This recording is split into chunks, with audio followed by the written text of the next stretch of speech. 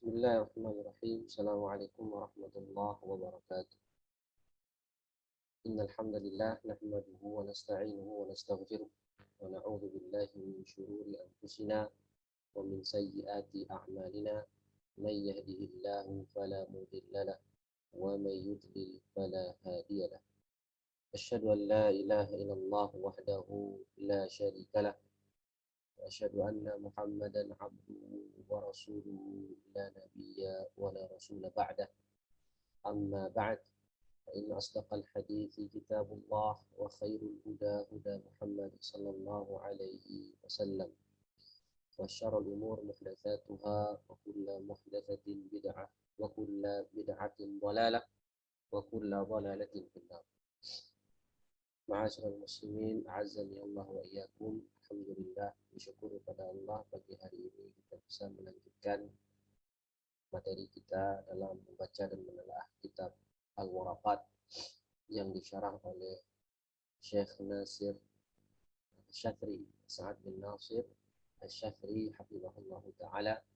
Salawat dan salam senantiasa tercurahkan buat Nabi kita sallallahu alaihi wasallam serta keluarga beliau, sahabat dan orang-orang yang mengikuti sunnah beliau hingga akhir zaman. Ma'asyiral muslimin, azani Allah wa iyyakum. Pada kesempatan pagi hari ini sebagaimana biasa setiap Ahad pertama dan Ahad ketiga kita melanjutkan pembahasan kita membaca dan menelaah kitab Al-Waraqat, dan pembahasan kita masih membahas tentang af'alun nabi. Ya, af'alun nabi. Ya. Sebagaimana yang sudah disampaikan pekan lalu, ya, kita murojaah sedikit, kita ulangi sedikit bahwasannya af'alun nabi itu terbagi secara dua, terbagi menjadi dua secara umum. Yang pertama khassatun bin nabi, khusus untuk nabi saja, tidak untuk umatnya. Dan yang kedua ghaira khassatin bin nabi, untuk nabi dan juga untuk umatnya. Sedangkan yang khassatun bin nabi itu ada sifatnya yang wajib bagi nabi, ada yang mubah bagi nabi, ada yang haram bagi nabi. Sedangkan yang ghairu khassah bin nabi, yang tidak hanya khusus untuk nabi tapi juga untuk umatnya, itu ada yang ta'abbudiyah, ada yang jibilliyah. Contoh yang ta'abbudiyah itu seperti perbuatan nabi dalam sholat dan haji. Ya. Maka ini ulama terbagi menjadi tiga pendapat. Ada yang mengatakan wajib bil iqtida, ya, sebagaimana yang disinggung oleh Syekh Asatri, ya, wa ma atakumur rasulu fakhudhuhu wa ma nahakum anhu fantahu, dan seterusnya. Dalil yang lain juga sudah kemarin. Ada yang mengatakan hanya sekedar mustahab saja. Jadi ini pendapat jumhur ulama. Dan yang ketiga ada yang mengatakan tawakuf, ya, tawakuf. Lalu yang bagaimana yang jibiliyah? Ya, jibiliyah itu yang dilakukan Nabi hanya sebagai bentuk adat saja, bukan dalam bentuk ibadah atau kurbah, seperti tata cara beliau maka, seperti beliau aktivitas makan, minum, berjalan, kemudian tidur dan seterusnya. Itu terbagi menjadi dua. Yang pertama jika dilihat dari zatul fi'li, dari inti perbuatan itu sendiri, seperti makan, minum, berjalan, tidur dan lain-lain, maka ini laisat mahallul iqtida wa ta'assi. Ini bukan tempat untuk iqtida, tidak dianjurkan untuk kita iqtida. Ya. Tapi yang kita tiru apa? Yaitu hayatul fi'l, tata caranya, bentuk perbuatan tadi, bentuk perbuatan yang Nabi lakukan. Ya, seperti Nabi makan dengan tangan kanan dengan 3 jari, ya, kemudian Nabi makan dengan membaca bismillah, ya, dan memakan apa yang dari dekatnya dulu. Lalu tata cara tidur Nabi dengan berbaring ke kanan dan seterusnya. Ini tata caranya, itu baru yustahabul iqtida, baru kita disunahkan untuk meniru. Nah, kita masuk ke pembahasan yang ketiga, ya, an-naw'u tsalits min af'alin nabi ma fa'alahu ala jihatil qurbati wat tha'ah. Apa yang Nabi lakukan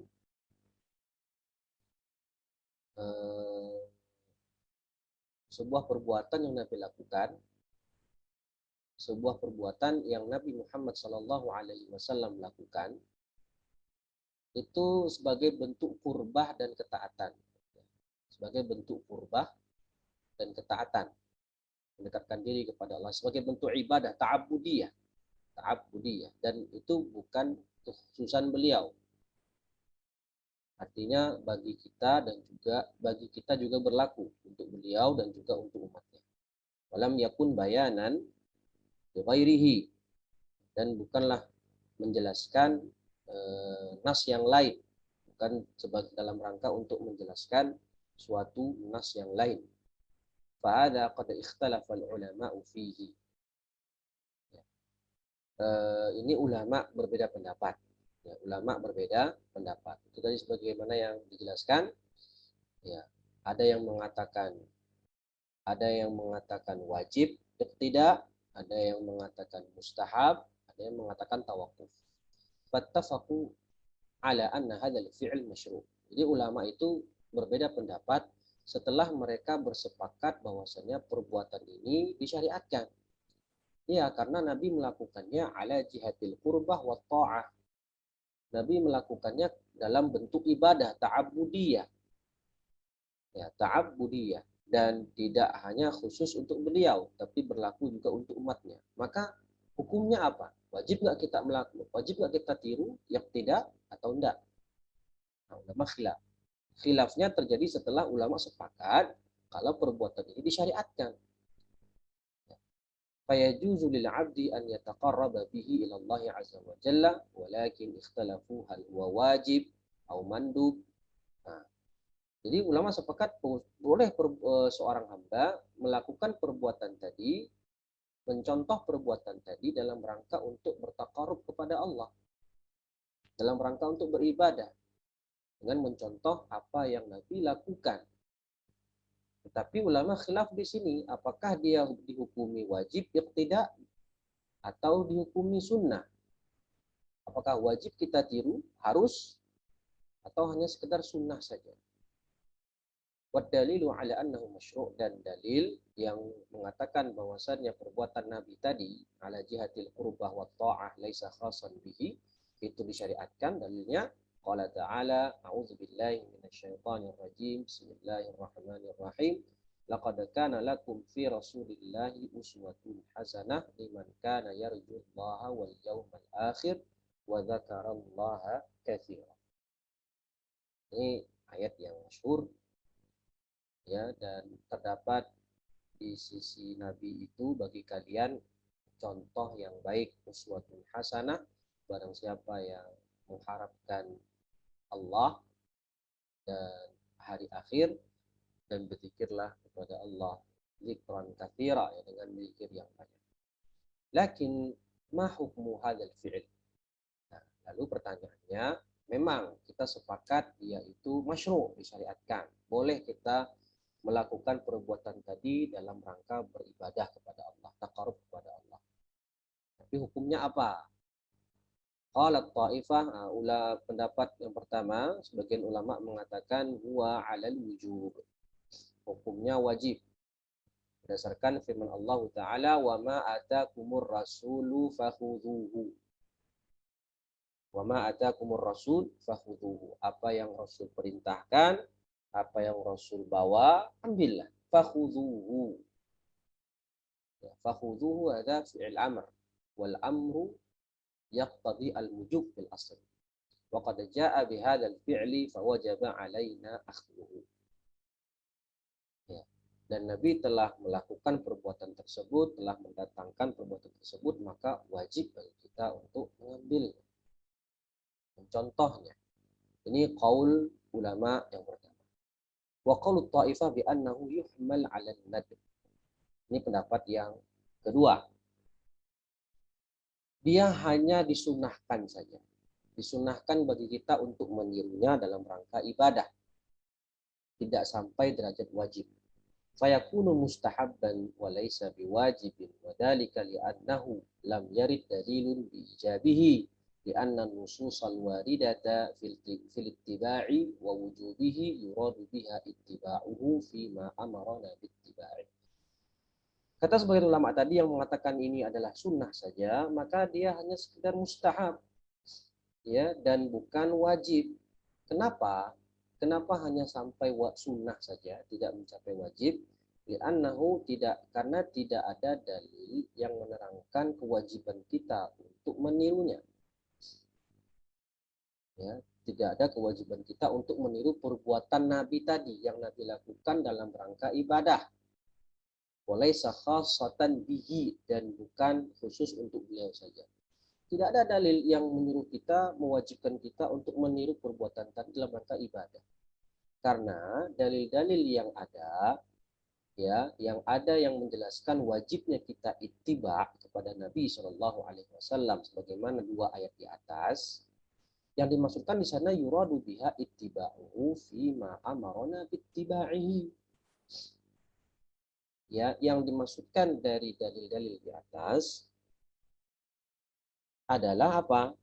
Adalah mengikuti Nabi dalam perkara yang Nabi perintahkan kita untuk mengikutinya. Jadi kalau Nabi perintahkan kita untuk mengikuti beliau, maka kita wajib. Sedangkan perbuatan Nabi, sekali lagi, perbuatan Nabi yang Nabi lakukan dalam rangka ta'abbudi, ibadah, dan bukan khusus untuk beliau saja, dan tidak ada dalil, tidak ada perintah dari beliau Shallallahu Alaihi Wasallam atau dari Al-Quran yang mewajibkan untuk melakukan sebuah perbuatan tadi, maka hanya dihukumi sebagai sunnah saja. Ya, dihukumi sebagai sunnah. Karena dalil-dalil yang ada itu hanya menyuruh kita wajib ittiba kepada perkara yang memang Nabi perintahkan kita untuk ittiba. Nah, itu dalil atau perkataan pendapat ulama yang kedua, kelompok yang kedua. Wa qalat ta'ifah. Nah, ini pendapat yang ketiga, huwa masyru'un lakin natawaqqaf fi dilalatihi 'ala al-wujub aw 'ala an-nadb. Lakin natawaqqaf. Pendapat yang ketiga, sebagian ulama lain mengatakan, iya dia disyariatkan, tetapi kita tawakuf. Hukumnya apa tawakuf? Tawakuf itu abstain. Nggak ngomong wajib, nggak ngomong sunnah. Tawakuf. Hanya ngomong itu disyariatkan. Dah, itu aja. Ya, tapi apakah wajib atau tidak? Ya tawakuf. Tidak mengatakan apa-apa hukumnya. وحقيقة موقف هؤلاء المتوقفين أنهم يحملونه على الندب لأنه أقل أحوال الفعل النبوي. Dan kata Syekh As-Satri, ya, hakikatnya kelompok ulama yang mengatakan itu tawakuf, hakikatnya mereka itu yahmiluna 'ala nadb. Mereka juga sebenarnya ngikut pendapat kelompok ulama yang kedua yang mengatakan itu hanya sunnah. Tidak sampai wajib. Kenapa? Karena aqallu ahwalil fi'lin nabi itu sunnah. Karena derajat minimal perbuatan Nabi Shallallahu Alaihi Wasallam dalam rangka ta'abbud, dalam rangka ibadah itu dihukumi sunnah. Itu minimalnya sunnah. Minimalnya sunnah. Dan inilah tadi sebagaimana yang disampaikan Dr. Labib Najib dalam kitabnya Husnul Masarra, ini adalah pendapat jumhur ulama. Karena tidak ada dalil yang mewajibkan, maka kita hukumi perbuatan Nabi tadi adalah sunnah. Karena nilai minimal dari perbuatan Nabi dalam rangka ibadah dan bukan hanya khusus untuk beliau saja, itu minimal nilainya sunnah. Nah, gitu. Jadi kelompok ketiga sebenarnya ngikut pendapat kelompok yang kedua, kata Syekh As-Satri. هذه الأنواع الثلاثة متعلقة بما فعله النبي صلى الله عليه وسلم على جهة القربة والطاعة. Ini semua perbedaan pendapat ini itu berkaitan dengan perbuatan Nabi jika dilakukan dalam rangka ibadah atau melakukan ketaatan. ثم قال المصنف رحمه الله تعالى فإن كان على غير وجه القربة. Lalu bagaimana kalau Nabi melakukan suatu perbuatan dan tidak hanya khusus untuk beliau, tapi dalam rangka jibillah atau hanya perbuatan sehari adat istiadat saja. tidak dalam rangka ibadah. Fayuhmalu 'alal ibahah fi haqqihi wa haqqina. Maka kata Syekh Asatri, dinilai dihukumi sebagai ibahah saja, mubah. Bagi kita, bagi hak Nabi dan juga hak kita. Hadza huwa al-qismu tsani min af'alin nubuwah wa huwa ma fa'alahu an-nabiy sallallahu alaihi wasallam ala jihatil jibillah fa huwa sallallahu alaihi wasallam fa'alahu la ala jihati ta'ati wal qurbah fa hadza yuhmalu 'ala al-ibahah. Maka ini adalah al-qismu tsani dari jenis-jenis perbuatan Nabi. Secara garis besar kan tadi, yang garis besar pertama adalah perbuatan Nabi yang khusus untuk beliau. Ya, yang kedua perbuatan Nabi yang tidak hanya khusus untuk beliau Shallallahu Alaihi Wasallam. Ini bisa menjadi dua, yang dalam rangka ta'abbud dan dalam rangka jibillah. Nah, maka kalau dia hanya sekedar jibillah, hanya perbuatan Nabi adat istiadat saja, mengikuti adat istiadat di zaman itu, ya, maka ini Nabi melakukannya bukan dalam rangka ketaatan atau mendekatkan diri kepada Allah, artinya dalam rangka ibadah, bukan. Maka ini dihamil atau kita bawa hukumnya kepada hukum ibahah, boleh. Mau kita tiru boleh, mau enggak apa-apa. Artinya tidak ada konsekuensi pahala di sana. Tidak ada konsekuensi pahala. Wal mufarriqu baina hadzal fi'li wa baina ma qablahu anna hadzal fi'la yaf'aluhu an-nabiy sallallahu alaihi wasallam mujaratan li ahli zamanihi. Dan bedanya yang ini jibillah dengan yang tadi, dengan yang Nabi lakukan dalam rangka ketaatan, itu apa? Nabi melakukan perbuatan yang nilainya jibillah ini mujaratan li ahli zamanihi, yang mengikuti adat istiadat orang-orang pada zaman beliau, budaya orang pada zaman beliau di Jazirah Arab ketika itu. Contohnya apa? Nah, contohkan di sini lubsuhu sallallahu alaihi wasallam lil imamah. Ini contoh pertama. Memakai sorban.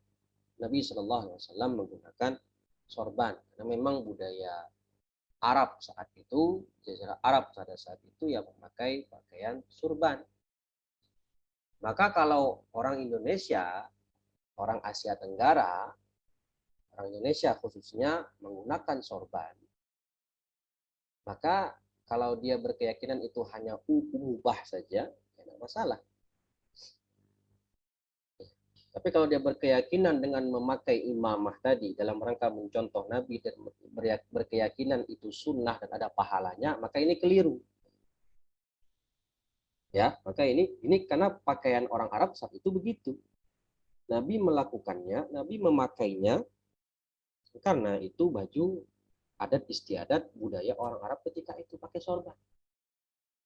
Jadi jangan sampai kita menggunakannya di Indonesia, negeri ini, saat ini, dalam rangka menilai itu adalah sebuah sunnah yang berpahala. Nah, ini keliru.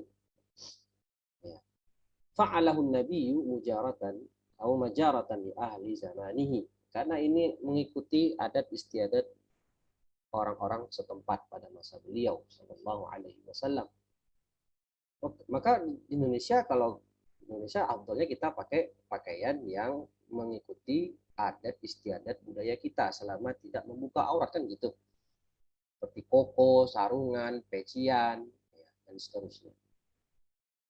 Wakadzalika lubsu al-lil izar warida. Nah, ini contoh lain.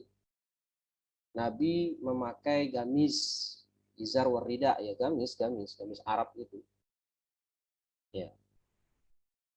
Maka ini mubah saja kalau kita mau menirunya, mubah saja.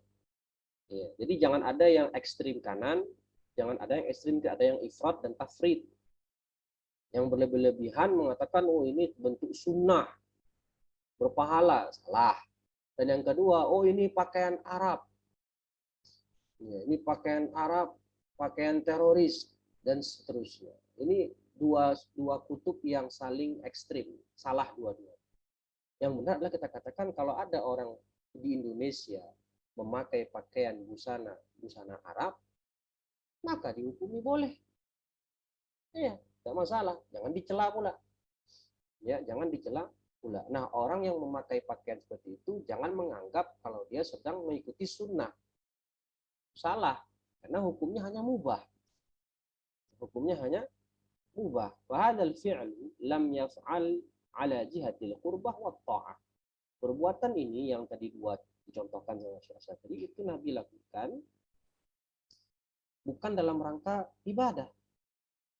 Ya, fayakunu mubahan fi haqqihi wa fi haqqina. Maka dihukumi mubah bagi Nabi dan juga bagi kita.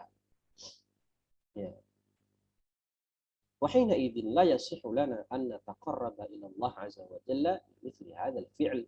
Oleh karena itu, karena dia hanya sifatnya mubah saja, artinya tidak ada konsekuensi pahala atau dosa di sana, maka nggak boleh kita menjadikan perbuatan yang tadi dalam rangka beribadah kepada Allah, ya, dan meyakini ada pahala sunnah di sana, ya.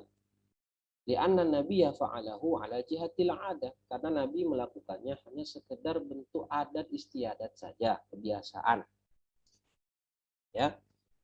Fa idza ja'ana insanun fa'alahu ala jihatil ibadah. Jadi kalau ada orang memakai pakaian Arab misalnya, memakai pakaian bergaya Arab, busana Arab, dan dia memakai itu dalam rangka ibadah, menganggapnya itu sebagai sunnah Nabi dan ada pahala di sana, fa innahu yakunu mukhalifan li hadyi Nabi. Bahkan orang seperti ini, kata Syekh Satri, menyelisihi tuntunan Nabi. Li'annahu wa in wafaqahu fi suratil zahirah lakinnahu fil maqsad wan niyyah yukhalifun Nabi. Fil maqsad wan niyyati yukhalifun Nabi. Meskipun orang tadi secara lahiriah, secara tampak luar itu mengikuti Nabi, pakaiannya tadi, ya, memakai sorban dan memakai gamis, tetapi secara maksud dan niat itu menyelisihi Nabi, karena Nabi niatnya adalah untuk ada saja. Maksud dan tujuan Nabi Shallallahu Alaihi Wasallam menggunakan pakaian kayak tadi, sorban dan gamis, itu dalam rangka ada, bukan dalam rangka ibadah. Nah, lalu ada orang sekarang memakainya niatnya untuk ibadah. Nah, ini salah. Mukhalifan lihadin Nabi, kata Syekh Satri. Wal mutaba'atu la budda an takuna mutaba'atan lin Nabi bisurati wa binniyah aidan. Nah, kalau mau mutaba'ah, mau mencontoh Nabi, maka haruslah sejalan antara surah lahiriah dan niatnya. Ya, dan niatnya sebagaimana tadi perbuatan Nabi dalam rangka ibadah. Tata cara beliau sholat, tata cara beliau tata cara beliau dalam haji, ya, tata cara beliau dalam haji dan yang semisalnya. Intinya kalau Nabi lakukan dalam rangka ibadah, maka kita boleh melakukannya dalam rangka taqarrub juga, mengharap pahala di sana. Wa hina idzin man fa'alahu ala jihatil ibadah fa innahu yakunu mubtadi'an wa fi'luhu yakunu bid'atun. Ya.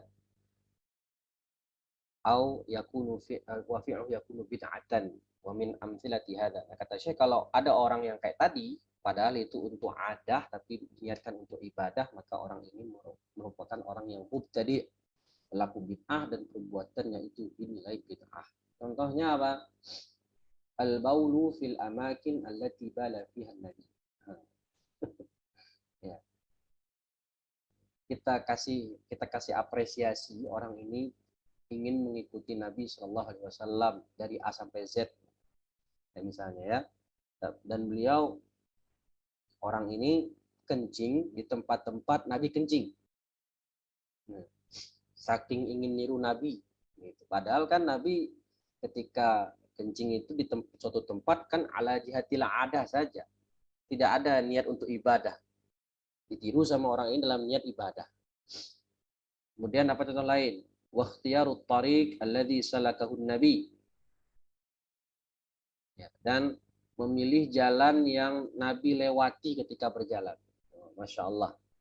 Sampai jalan pun dia memilih jalan yang mana jalan itu dilewati oleh Nabi. Ini kan super sekali. Warukubuhu al-ibli al-ibili fil haji wal asfar ala jihatil qurbah wa ta'ah. Dan mengendarai unta saat haji. Nah, saking ingin niru Nabi, mau naik haji dari Indonesia, nggak mau naik pesawat, maunya naik unta. Ini keliru. Terus dia meyakini, oh ini sunnah, Nabi melakukannya dengan unta. Masya Allah, ini keliru. Kalau ente mau naik unta dari Indonesia, atau dari negara manapun mau haji, silahkan, boleh hukumnya. Hukumnya hanya sekedar mubah. Tapi kalau diyakini ada pahala di sana, ini keliru. Karena itu semua bukan dalam rangka kurbah wa ta'ah, tapi hanya dalam rangka jibillah.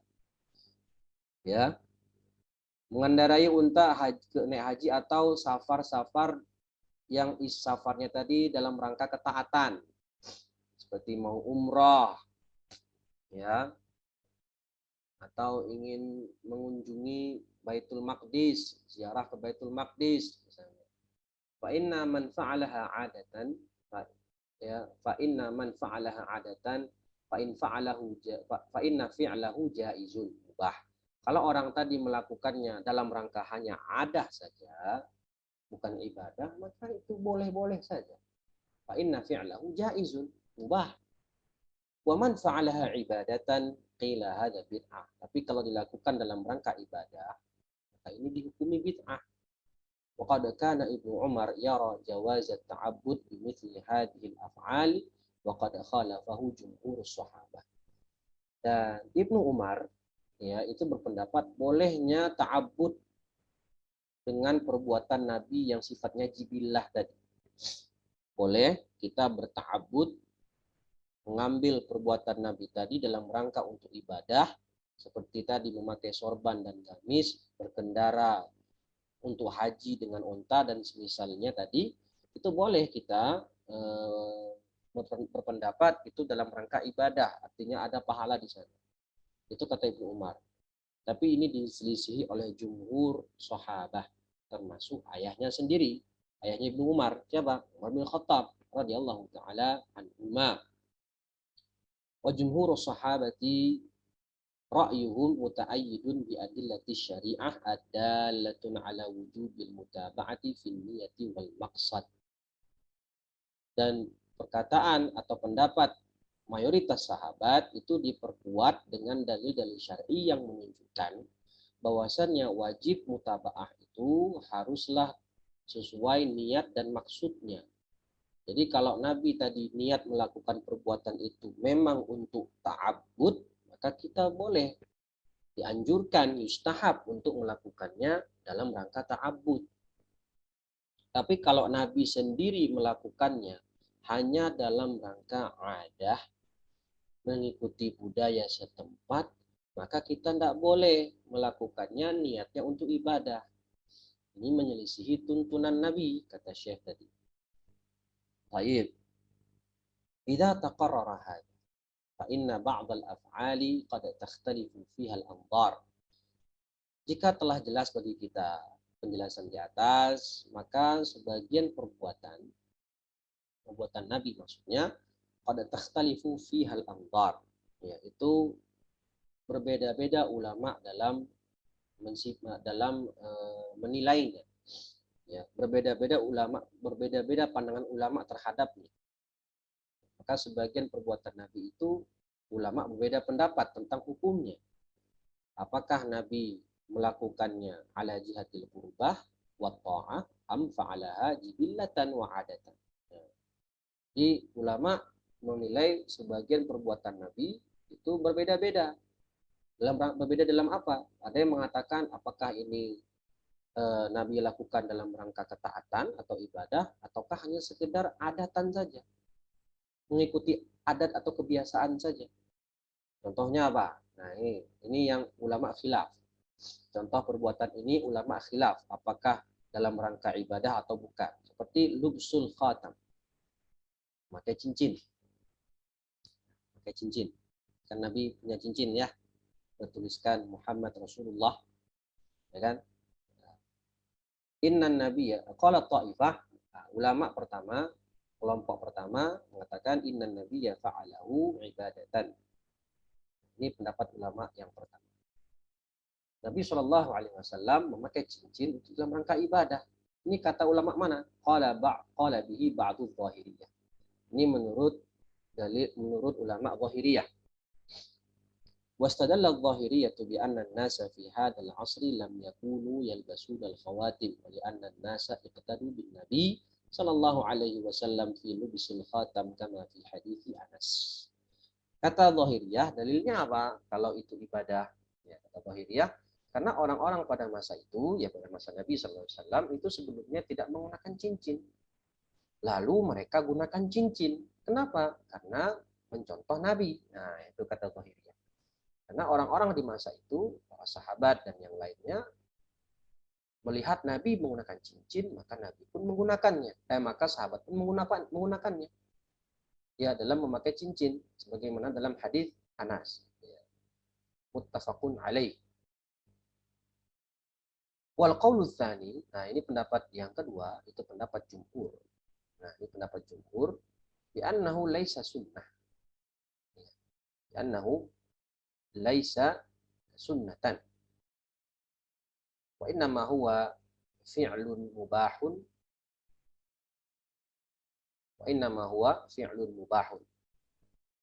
itu bukan sunnah, ya, dan bukan dalam rangka ibadah sebagaimana yang diklaim oleh zahiriyah, tapi dia hanya perbuatan yang sifatnya mubah. Kenapa? Wali anna Nabiya sallallahu alaihi wasallam innama fa'alahu jibillatan wa 'adatan wa yastadilluna 'ala dzalika bi anna Nabiya sallallahu alaihi wasallam lam yalbas al-khatam illa lima qila lahu inna muluka zamanika la yaqbaluna kitabaka illa idza kana makhtuman fattakhadha al-khatam fasabbaba hadha jibilliyun adiyun wa laysa sababuhu ta'atun wa qurbah. Dikatakan ini hanya sebagai perbuatan adah saja, kata jumhur. Kenapa? Karena di masa beliau, ketika beliau sebagai pemimpin tertinggi umat Islam saat itu di Madinah, dan hendak mengirimkan surat sebagai surat kepada raja-raja yang lain, Romawi, Persia, dan yang lainnya, maka raja-raja di saat itu, di zaman beliau Sallallahu Alaihi Wasallam, tidak mau menerima surat yang tidak ada stempel. Ya, kalau ada stempel ini berarti resmi, gitu. Maka Nabi pun menggunakan cincin. Nah, ini menunjukkan kalau itu hanya bentuk adah mengikuti zaman pada saat itu. Nabi mengikutinya karena harus ada stempel, baru surat tadi mau diterima oleh para raja-raja tadi. Jadi kalau seandainya saat itu tidak perlu stempel, maka Nabi pun tidak perlu menggunakan stempel, kan gitu. Tapi karena pada saat itu surat resmi itu harus ada stempelnya, dan stempel dulu kan menggunakan cincin, nggak kayak sekarang kan tinggal cetek gitu, nggak perlu pakai cincin. Dan stempel itu dulu pakai cincin, maka Nabi pun menggunakan cincin. Dari sini jelaslah penggunaan cincin oleh Nabi SAW itu hanya sekedar mengikuti adat istiadat saja, dan bukan dalam rangka melakukan ibadah atau ketaatan. Contoh lain itu seperti rambut gondrong. Ya. Kalau ada orang memanjangkan rambutnya atau menggondrongkan rambutnya, cowok, ya, terus dia mengatakan ini saya mencontoh Nabi dalam rangka sunnah mencontoh Nabi, ini keliru. Karena Nabi rambutnya gondrong dan orang-orang di masa beliau itu gondrong karena memang adatnya seperti itu. Style rambut pada masa itu ya gondrong. Ya, gondrong. Jadi kalau ada laki-laki memanjangkan rambutnya jadi gondrong, itu hukumnya mubah saja. Nggak boleh dikatakan ini saya mencontoh Rasulullah, sunnah. Ini keliru. Karena Nabi pun melakukannya, memanjangkan rambutnya itu, karena memang style rambut di masa itu ya seperti itu. Ya, seperti itu. Jadi jangan sampai kita mengatakan kalau ini adalah sunnah dan memanjangkan rambut gondrong itu dinilai berpahala karena mengikuti sunnah Nabi. Ya, ini clear. Baik, semoga dapat dipahami ya. Kita lanjutkan. Qala al-musannif rahimahullahu taala wa iqraru sahibi syariah 'ala al-qawli sadir min ahadin wa qawlu sahibi syariah wa iqrarihi 'ala al-fi'li min ahadin ka fi'lihi wa ma fa'ala fi waqtihi fi ghairi majlisihi wa 'alima bihi wa lam yunkirhu fa hukmuhu hukmu ma fa'ala aw ma fu'ila fi majlisihi. Ini berkaitan dengan sunnah takririyah. Ya, berkaitan dengan sunnah takririyah. Dan iqrar sahibu syariah.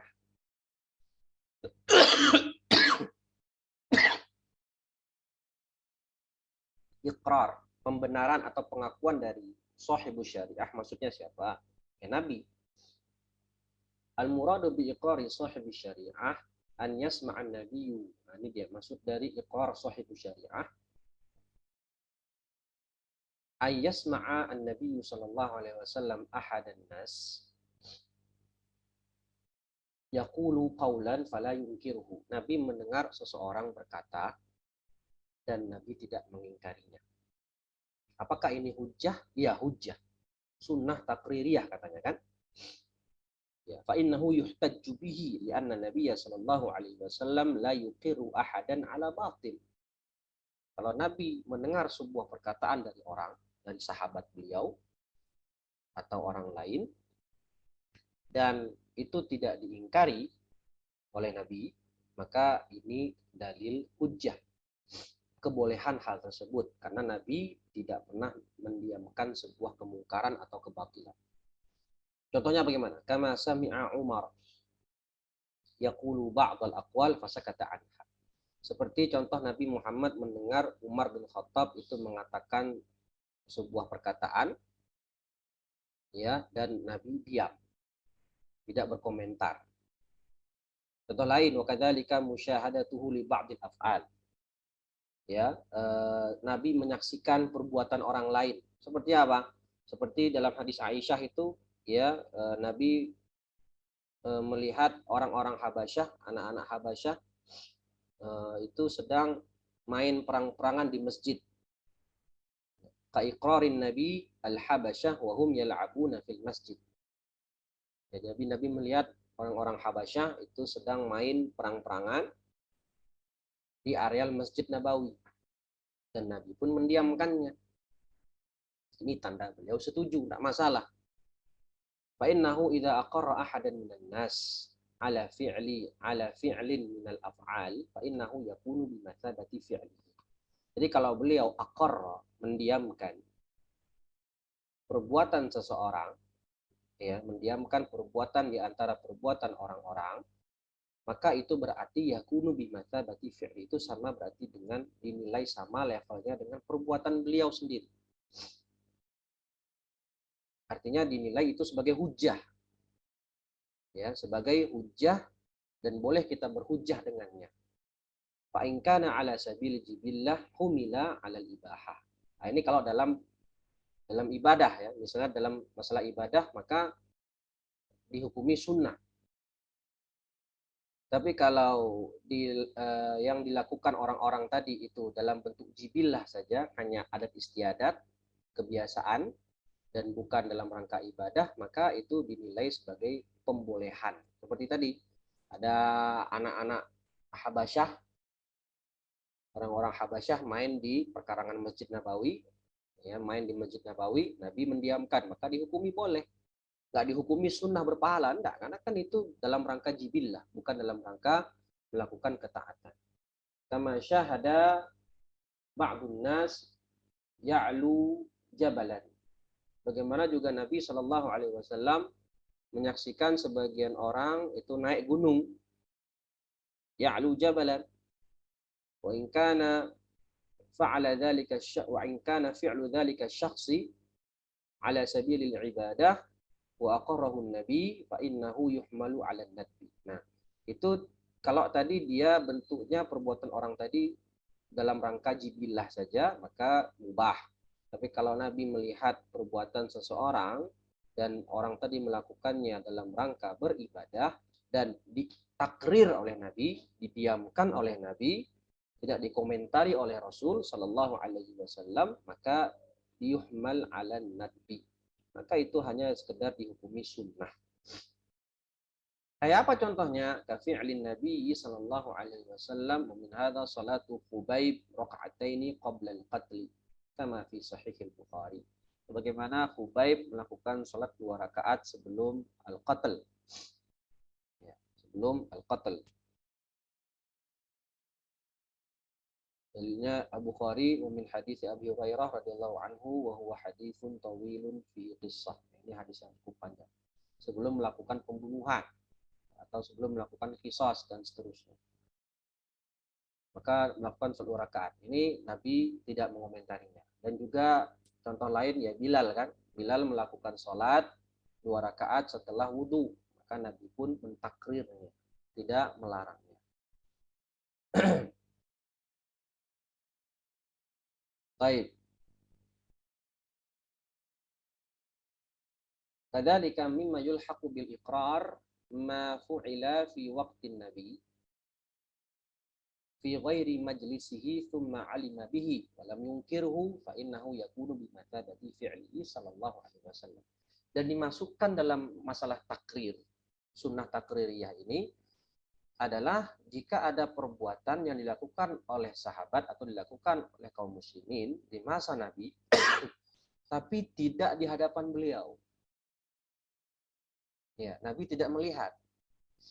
Tidak dilakukan di hadapan Nabi, tapi di tempat lain. Nah, terus perbuatan itu terdengar oleh Nabi.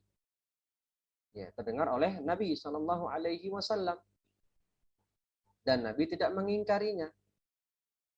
Ya, Nabi tidak mengingkarinya, maka ini dihukumi sebagaimana perbuatan beliau Shallallahu Alaihi Wasallam. Dan nilainya pun sama. Kalau dilakukan perbuatan tadi dalam rangka jibillah, maka dihukumi mubah. Kalau perbuatan tadi dilakukan dalam rangka ibadah dan Nabi tidak mengomentarinya, tidak mengkritisinya, maka itu dihukumi sunnah. Contohnya apa? Perbuatan Mu'ad yang dia sholat bersama Nabi sebagai makmum, lalu habis sholat di Masjid Nabawi, dia pulang ke kaumnya dan dia menjadi imam.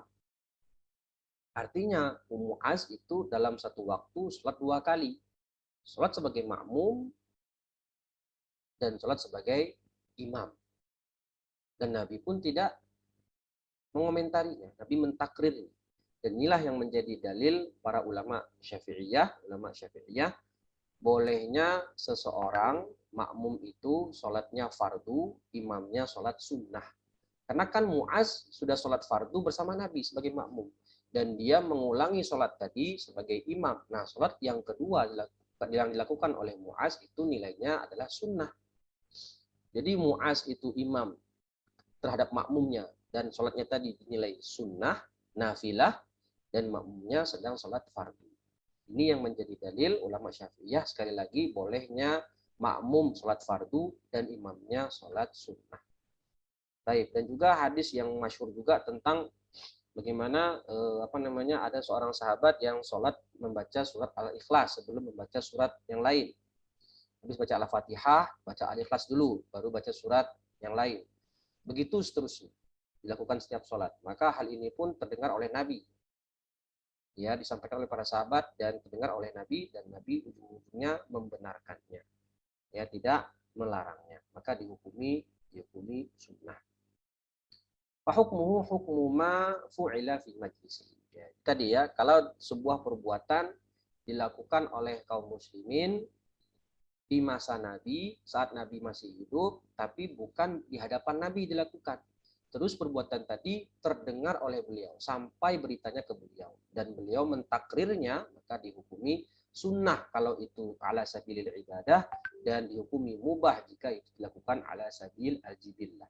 Yakni wa aqarrahu wa yanbaghi an nantabiha ala anna hujjiyat al-iqrar lil fi'li al-muqir atau al-muqar alaihi awil qaul lamma kana sadiran min ahli Islam.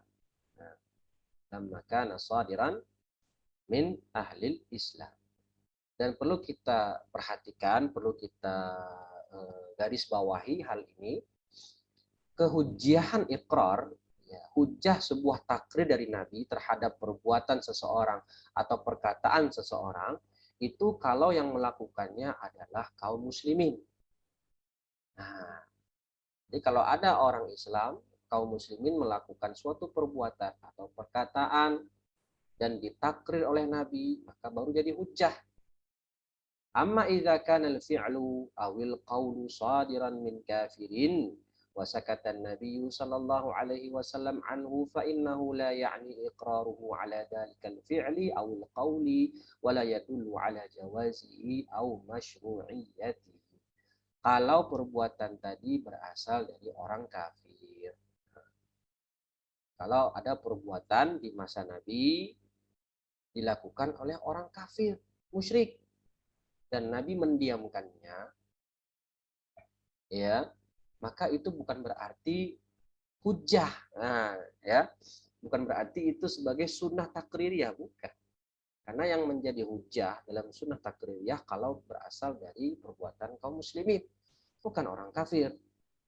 Maka fa innahu la ya'ni iqraruhu ala dzalikal fi'l. Itu bukan berarti Nabi mendiamkan, bukan berarti Nabi membolehkan atau mentakrir perbuatan tadi atau perkataan tadi.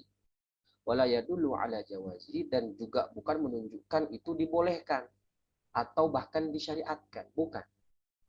Ya, mungkin ada alasan lain kenapa, wallahu taala alam. Intinya kalau berasal dari orang kafir, Nabi melihatnya misalnya, atau Nabi mendengar perbuatan tadi dan Nabi mendiamkannya, itu tidak menjadi hujjah sunnah takririyah, ya, bukan menjadi hujjah dalam sunnah takririyah.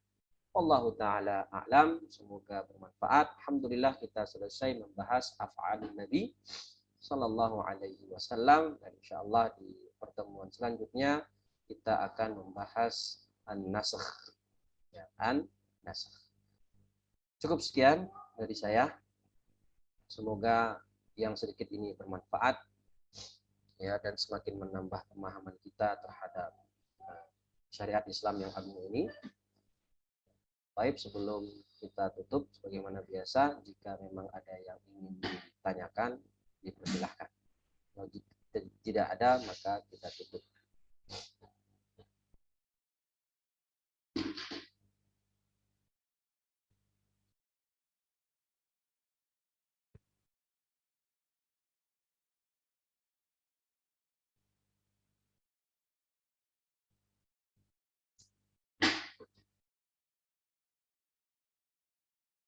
Baik, tidak ada ya? Alhamdulillah. Jelas insyaallah. Jika tidak ada, maka kita tutup kajian kita pada pagi hari ini dengan membaca hamdalah dan doa kafaratul majlis. Alhamdulillahirabbil alamin. Subhanakallahumma rabbana bihamdika asyhadu an la ilaha illa anta astaghfiruka wa atubu ilaik. Assalamualaikum warahmatullahi wabarakatuh.